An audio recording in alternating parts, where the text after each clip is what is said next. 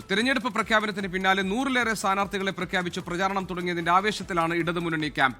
മന്ത്രിമാർ ഉൾപ്പെടെയുള്ള സ്ഥാനാർത്ഥികൾ പ്രചാരണ തിരക്കിലേക്ക് മാറിക്കഴിഞ്ഞു. അതേസമയം ഇടതുമുന്നണിയിൽ കേരള കോൺഗ്രസ് എമ്മിലെയും NCPയിലെയും സ്ഥാനാർത്ഥി പ്രഖ്യാപനം ഇന്നുണ്ടായേക്കും. മുഴുവൻ സ്ഥാനാർത്ഥികളെയും ഒന്നിച്ച് പ്രഖ്യാപിക്കും എന്ന് Kerala Congress M chairman Jose K Mani പറഞ്ഞു.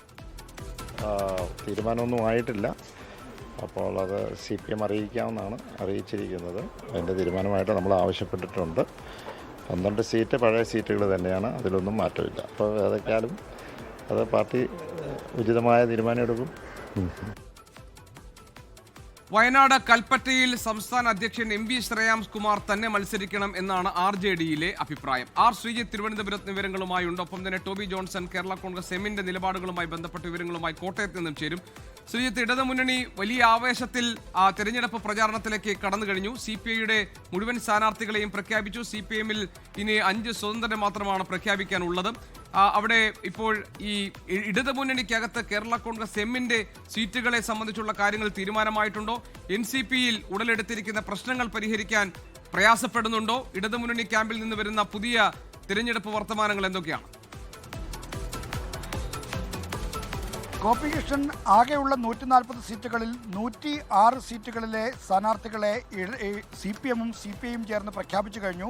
CPIഎമ്മിൻ്റെ 5 സീറ്റുകളിലെ സ്ഥാനാർത്ഥികളുടെ കാര്യത്തിൽ തിരക്കിട്ട കൂടിയാലോചനകളും ചർച്ചകളും നടന്നുകൊണ്ടിരിക്കുകയാണ്. അതും 2 ദിവസത്തിനുള്ളിൽ പ്രഖ്യാപിക്കുമെന്നാണ് അറിയുന്നത്.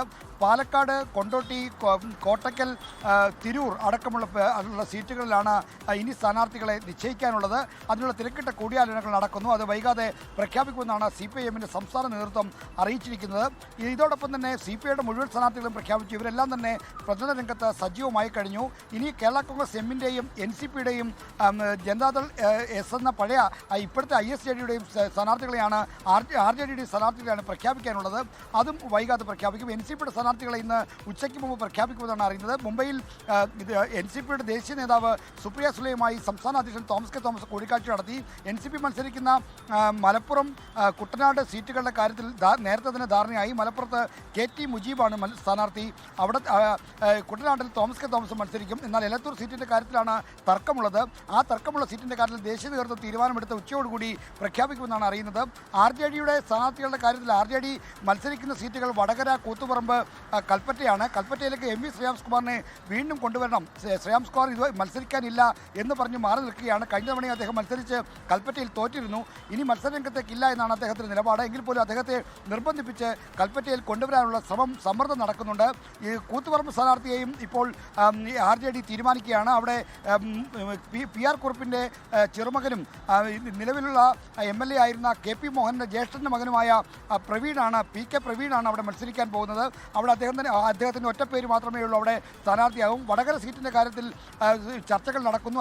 അക്കാര്യത്തിലും RJDയുടെ പ്രഖ്യാപനം വൈകാതെ ഉണ്ടാകും. എന്തായാലും വളരെ വേഗത്തിൽ തെരഞ്ഞെടുപ്പ് രംഗത്ത് സജീവമായി പ്രചരണ രംഗത്തിൻ്റെ ആദ്യഘട്ടത്തിൽ വ്യക്തമായ മേൽക്കൈ നേടാനുള്ള ശ്രമമാണ് LDF നേതൃത്വം നടത്തുന്നത്. ലോകത്തെവിടെയായാലും ഏത് സമയത്തും 24 വാർത്തകളും ഓഗ്മെന്റഡ് റിയാലിറ്റി പാക്കേജുകളും എക്സ്പ്ലെയിനറുകളും വിശദമായി കാണാൻ ഞങ്ങളുടെ YouTube ചാനൽ നിങ്ങൾക്ക് സബ്സ്ക്രൈബ് ചെയ്യാം.